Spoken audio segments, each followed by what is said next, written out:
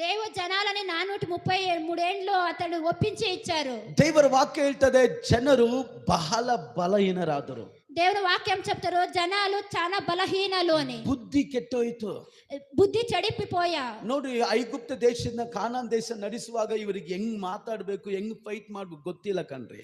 కానాన దేశానికి ఐగుప్త దేశానికి పోయేటప్పుడు వాళ్ళకి ఎలాగా వర్ణించాలని ಆ తెలియదు. ಜನರನ್ನ ನೋಡಿ ಹೇಳ್ತಾರೆ, ಇವರು ನನ್ನ ಬಲ, ఆ జనాలని చూసి చెప్తున్నారు ನಾನು ತೋರಿಸುವ ಬಲ ಇವರಲ್ಲಿ ಇದೆ.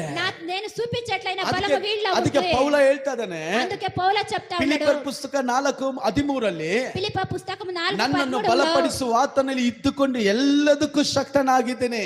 నన్ను బలపడిచే అతనికి నేను అందడానికి శక్తిగా ದೇವರು ఉన్నాను. ತನ್ನ ಶಕ್ತಿಯನ್ನು ತೋರ್ಪಡಿಸಕ್ಕೆ అతడు అతని శక్తిని చూపించడానికి ದೇವರು ನಮ್ಮನ್ನು ಆರಿಸಿ దేవుడు ತೆಗೆದುಕೊಂಡಿದ್ದಾನೆ. మమ్మల్ని ಅನ್ಯ హారించుకున్నాడు. ಜನರ ಮಧ್ಯದಲ್ಲಿ ತನ್ನ ಬಲವನ್ನು ತೋರಿಸಕ್ಕೆ అన్య జనుల మధ్యంలో అతని బలంని చూపించడానికి ನಮ್ಮನ್ನು ಬಲವಾಗಿ